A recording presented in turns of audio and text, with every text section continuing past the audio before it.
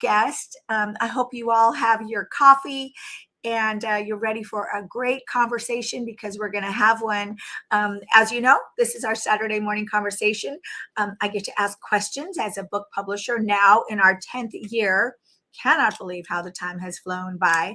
But as 10 years in book publishing, we get to ask questions and interview book authors and ask us questions that maybe we are only privy about in terms of what we've done and how we've worked with authors and what we know they've had to go through to become published. So I'm going to read you a little bit about our guest, put back my glasses here. And so I want to, you're going to love this, love this. And also welcome to the chat and to the stream.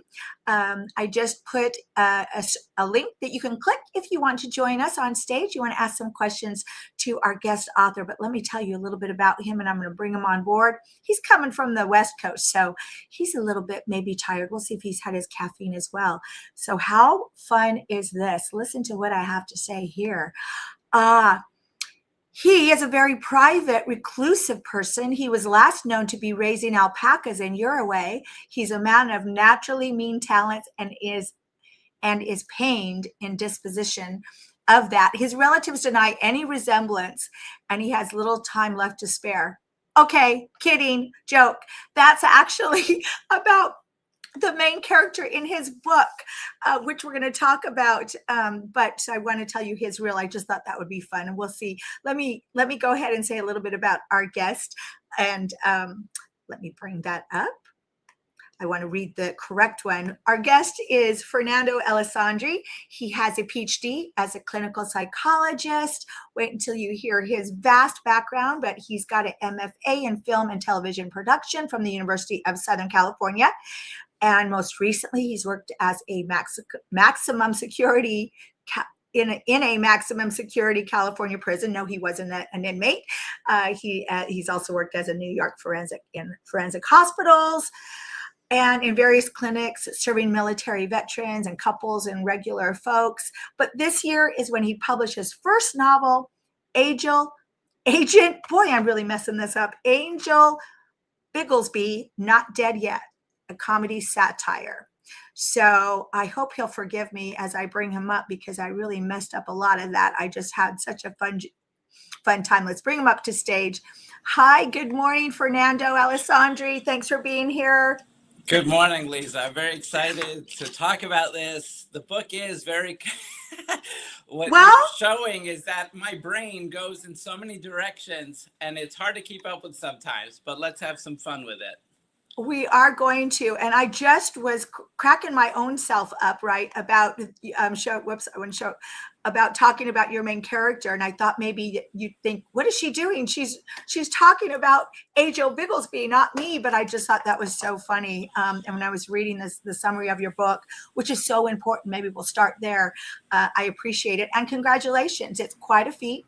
Anyone that has published a book knows it's a lot bigger task than you thought. Would you agree with that? Oh, my goodness. Yes. Right? Yes. So congratulations. I say it's like a marathon, completing a full marathon, and I did complete one of them because the percentages are very similar in terms of the people that say they're going to write a book, start to write a book, end up finishing the book, and then becoming published. It's very similar percentage to those people that run a full marathon. So congrats. Mm-hmm. Thank you. Yeah. You're welcome. Okay, so gosh, where do we start? Well, first of all, I was looking through in preparing for this interview today, and you've lived in Minnesota, Texas, Virginia, California. Tell us a little bit a better bio than what I gave about your background and what you did. So let me give the summary. So my parents are originally from Chile. They came to the U.S. They settled in New York. I was born there, number 7 of 9 kids. I always had a creative passion. I found a movie camera in a cabinet. I brought it back to life. This is in the 70s, around 1980. But then my father buys a real video camera. I just become passionate about making movies, but I was afraid to major in it, study it. So I went into other things. But eventually I did go to film school because I was in LA. My advertising career wasn't going anywhere. So I go to film school. I work in the industry, but it's not what I wanted to do. I was answering phones for a producer. So I switched at age 39. I said, it's not too late. I'm going to switch. And I became a clinical psychologist. And then I ended up in a family situation that had me bouncing all over.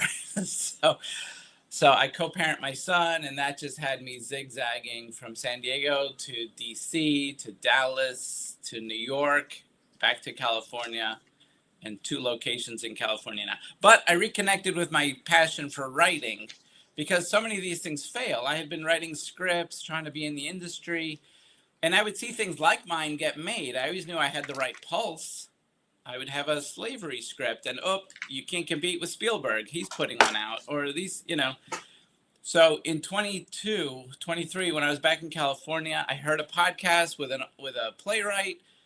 She answered my email. She became a mentor. Say, I'll read your stuff. And that was the spark I needed to start writing again, because I had thought, oh, are you serious? You're going to start another one? These things all end up in the trash. And I'm sure a lot of your listeners have that. Like, oh, it's so discouraging. But that little spark was enough. And then I looked around for past projects and said, this is the one. Let me focus on this and take it to the finish line. And honestly, it was a script first. And then I said, you know what? Hollywood's going to, even if they buy it, they're going to change the parts I love. So let me protect it as a book. And then I had so much fun spending that time with the characters and not worrying about pacing the way you have to with a script. Like, just flesh it out. Who is this character? What's going on here? And then just so much humor. And then it went from there. Yeah.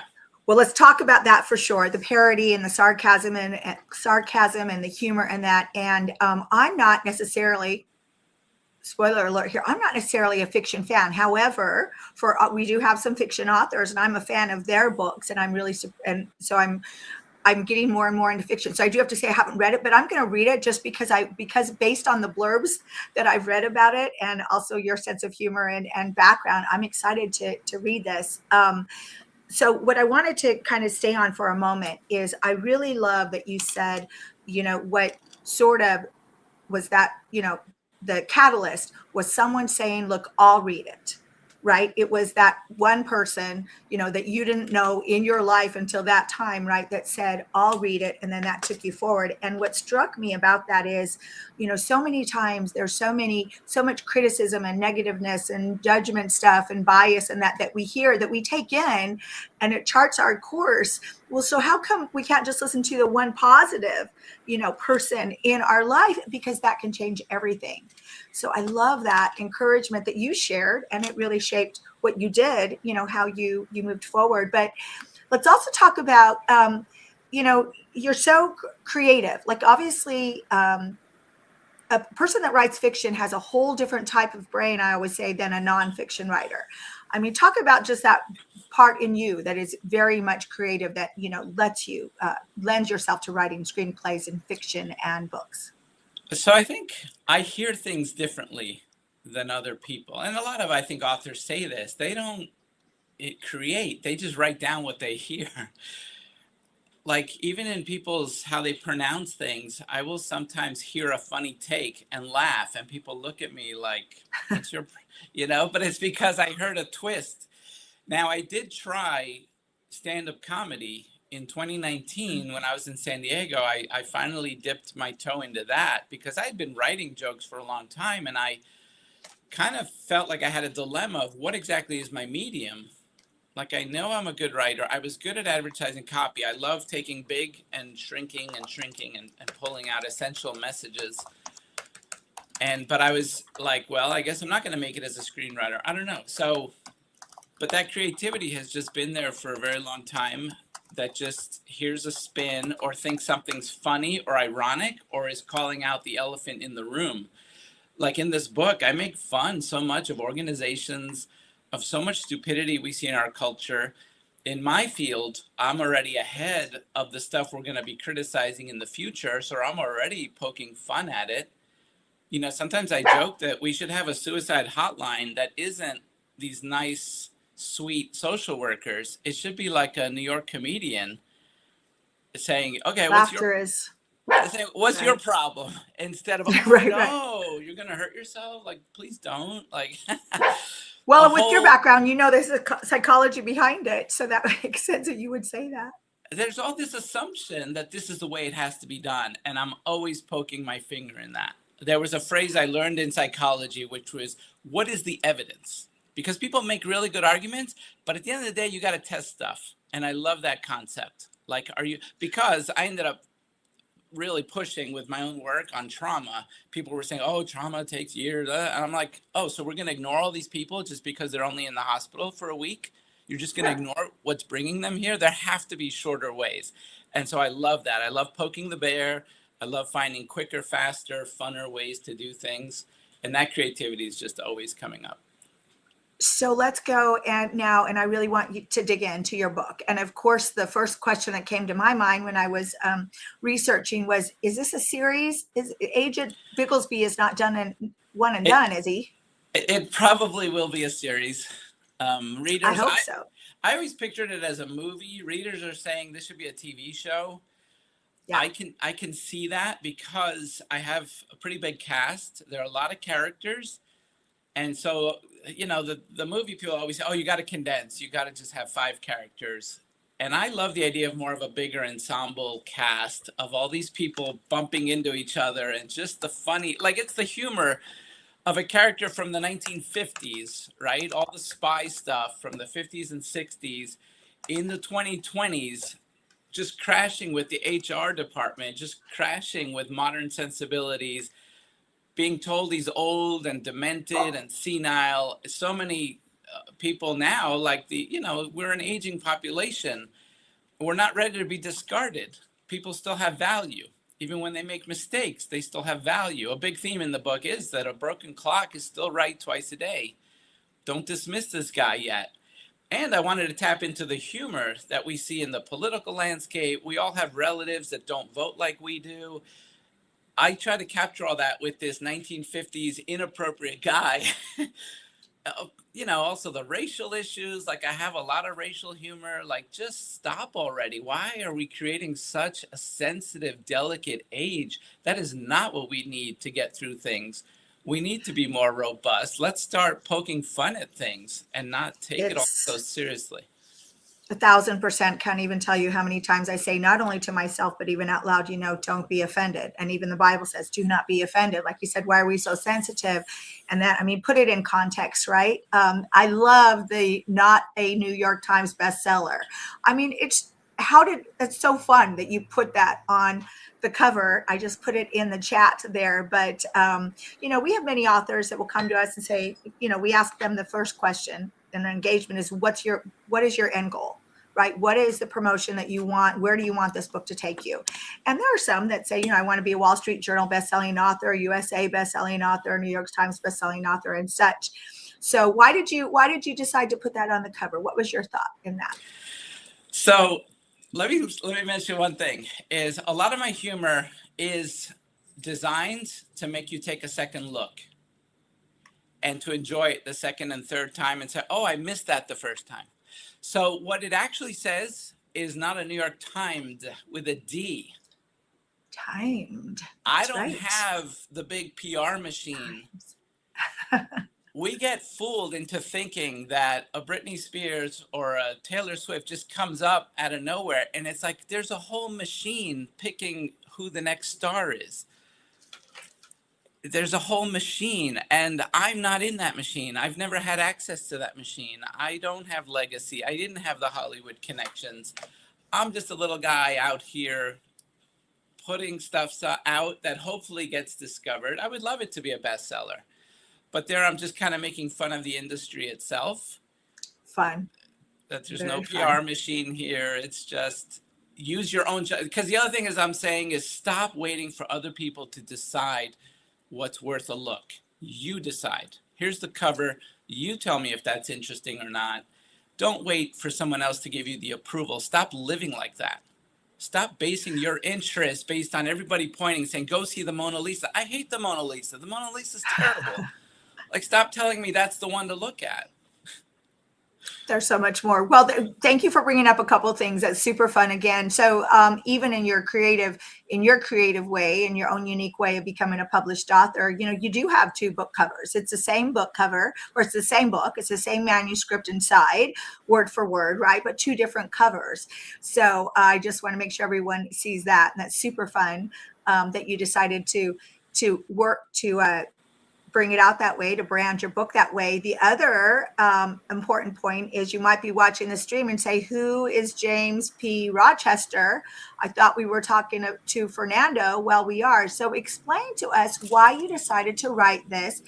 I'll say kind of a little old school way, and then I'll give you my take on a pen name. Why did you decide to do that? So let me tell that story too, because we talked about the challenges of publishing and who actually makes it to the finish line. So I'm glad, I want to expand on this because I don't want to take credit for something that's not 100% mine. So this project actually began by a friend who wants to remain nameless, doesn't he's gone on in life. We were both struggling in Hollywood in the early 2000s. And I thought he had a great concept and it never went anywhere. And it had the power that 25 years later, when I start writing again, I'm like, hey, did you ever do anything with this? I saw it as the low-hanging fruit. If I'm going to dive back into a project, let me just do the one that seems kind of the easy. I thought it was going to take 3 months and be on the market. And he was like, yeah, have at it. So it was his idea. So that was already the idea why I shouldn't use my name. So it's more like a brand. He doesn't want to be named, but I want to give honor that there was someone else involved. So it's not just Fernando Alessandri. It's, so James P. Rochester became the brand, and then we created the joke of he's raising alpacas in Uruguay. Right. Like just a funny, bizarre thing. But then I also want to give credit that as I have stumbled through this and looking for my medium and not having the initial confidence, I actually said yes to some ghostwriters at first. Where it's like, okay, I have the script. I need to make this in a book. I don't know anything about books. And these people kept, soliciting, and they got the price so low that I was like, okay, why not? For $600? Sure, take the script and make it a book. And they were terrible. Yes. They were so bad. They couldn't even do that. But I said, okay, I've invested, at least get something out of them. Oh, I know, they're going to be my secretaries. They're going to be that annoying person that every Wednesday is going to contact me, and I better have progress. And then it was great. It worked that way. And so I used it to my advantage and say, never mind, I'll do the writing. You proofread. And it was just it was such a frustrating experience. But because it took so long, and then they wanted to charge more when I was like, oh, there's this conference coming up. I want to be ready for that. They were like, oh, there's a fee. I'm like, never mind the conference. The fact that they stretched it out worked to their disadvantage because I was becoming more and more educated. Right. Because it's overwhelming. The amount to learn, you just can't. But if you trust the process and say, I'm going to learn this if I give it all this time, little by little, it's all sinking in. You learn to do the formatting. You learn to do Amazon Kindle, how to upload it. And then I always put it somewhere else too, because I don't trust the big companies. I had a bad experience with Etsy where they just take you down over a misunderstanding. And I got put back up, but I was like, never again. I got to create Fern Factor and have my own thing. Amazon is a limited, I don't know when they're going to pull it. So it's also on Lulu and Ingram Spark. It's on the thing that bookstores buy from. But if one of them gets offended and takes me down, I need to protect myself and have it available in other places. There's so much that you told us there that I want to unpack a bit to people that are watching the show, because people that watch the show are aspiring, for the most part, they're aspiring book authors, right? So first of all, you said something so important. In fact, we had a client decide not to, she'd been working with us, but she didn't trust the process. She didn't know the process. She only got 3.5 months in. We were just barely starting to work, on helping her with the manuscript. And, everyone has these different, and she was a debut author. She didn't trust the process. And I tried to communicate that to her. But at the end of the day, either you do or you don't. And I hope that she ends up publishing her book. And I've had, we've been in business 10 years. I've had 200 some book clients, right? And I've had clients that have done and stepped away for whatever reason and has still 10 years later haven't published a book. So my wish is, I hope that people find a process they do trust. But thank you for unpacking that. What I also loved that I heard that happens quite often is you said, you kind of got it. You kind of understood how to write, as you started to work through how to work on things, your ghostwriters became your editors, so to speak, which is very important. And for years, we wouldn't even say we work with ghostwriters because I never wanted their content, right? We always wanted the book author's original content. But yes, we have highly skilled content editors, right? And highly skilled developmental editors that have a writer's background so that we can marry the two. And Very important, I think, for people to understand that difference. and if I can say, Yes. I'm not Yes. being negative. I don't mean to discourage people and say just do it all yourself, because that's crazy. Because this You did happens. it No, because this happens with in the team. this happens in therapy where people say I don't trust therapists because I had a bad experience. So what? I've been ripped off by a mechanic. I'm still gonna Yeah, try to find a good mechanic. right. So I've slowed myself down too. I just couldn't justify it financially because you get what you pay for. So I don't want to discourage people if they have the resource can work with a certain system that promotes them sooner, faster, Right. better. I'm all for that. But I know that for me, it was just super important to be the turtle and to say it's okay to take longer. I don't know, something about that. That I'm not the Well, hare, I'm not the rabbit that's going to zip ahead, and that's okay. well, and I say this quite often. I think I just even said it yesterday. There is no one right publisher, for everyone. I mean, and the marketplace is so abundant with different types of publishers, different types of editors, different types of platforms, like you spoke to, Etsy and Ingram and Amazon and all of that. And we live and breathe it, too. And it's always changing and evolving, just like digital marketing, right? So, you find something great, and then the next thing you know, for instance, for us, a printer that does hardcover books, and now they're out of business. So great. Big surprise. We've got to search some more. But Yeah. I think that what I want to dig in, because we're getting close to the end here. But tell us the high strokes of if I said, what is your book about? Just share about the book, and I'm going to put up the link to make sure people can read it as well. Can buy Okay, it. so the external is just an aged super spy is forced to retire. They send him from his country to a New York a nursing home in the U.S. in rural Ohio. And they change his name. They have a fake funeral. The world is supposed to think he's dead. The other people at the nursing home don't believe his stories. He can't shut up. So he's always like, oh, and then I saved the world this way. And then I saved the world that way. They think he's just a senile old guy. But he's not wrong. By the end of the first act, the danger shows up and he leaves the nursing home. He's on the run. And early on is introduced the idea of senior scams. And he's like, but I'm not even a senior. Like, he just thinks they're idiots. But then he ends up wanting to help with the senior scam because it puts him on a cruise with a young lady. He's old and gross, but he's still flirting with the 20-year-olds. And it's just like all these funny things that the movies leave out that I comment on. We're post Me Too. We're post Weinstein, Epstein, all these people. Like, come on, let's include this in our storytelling. A spoiler, he's probably got some kids out there. All these women didn't die. Like, some of them got pregnant and had kids, and now they are showing up. So there's it's peppered with a lot of fun. People showing up from the past. A broken clock is still right twice a day. He may not be right about who the scammers are, but he saves the day anyway. And I have some stuff in there that Hollywood would take out. There is a little bit of like a cult leader where you think he's the bad guy.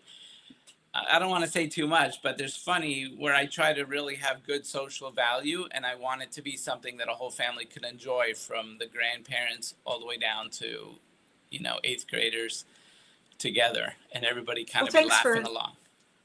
Well, and thanks for sharing that part. It's important. It's not only, what is the niche and your primary reader, right, that you're focusing on, always in terms of your book marketing and promotion, but it's then, okay, what's the sub reader? So you said, it is a YA, genre book. It is a family. It is for the fiction lover. It is for, all the different backgrounds of people that like to read fictions, mystery, suspense. And so when I asked you, is this part of a series? To me, it's called a book sleeve, right? It's definitely a sleeve. Are you kidding me? I think you've got your minimal sleeve for fiction, which is 7 books. So I hope you're writing more and more and more. Well, let me ask you the last question because we're right down to the wire here with 5 minutes. I always like to ask my authors, what would you say to that person that's watching, and maybe, some creative big brain person like yourself that has, so creative and has this fiction story and maybe start, stop, or maybe even worked with the publisher and didn't trust the process and the book is just the manuscript sitting on his PC. What would you say to that person based on your experience? I mean, you need feedback. So you need to have that one person, someone that's going to read it and be honest with you, but not just negative.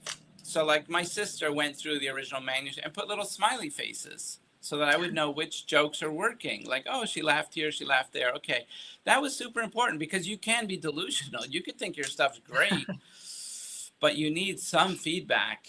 You need some feedback and not. But again, I also had to separate hobby. I had to have a day job. And let me make sure I'm not gambling on this as the thing that absolutely has to work and I'm going to live in a van until it happens. Like I think it helped me to discipline it as a hobby. It was so fun to get to in my spare time, and I would create spare time. But it was so fun, and it just has to proceed that way. Otherwise you go a little crazy, I think. So I say keep going, but keep figuring out, are you sure this is the right medium? That's why I dabbled with stand-up. I make t-shirts. Fern Factor is more for the t-shirts because I realized some of these things are just 2-word t-shirts or something.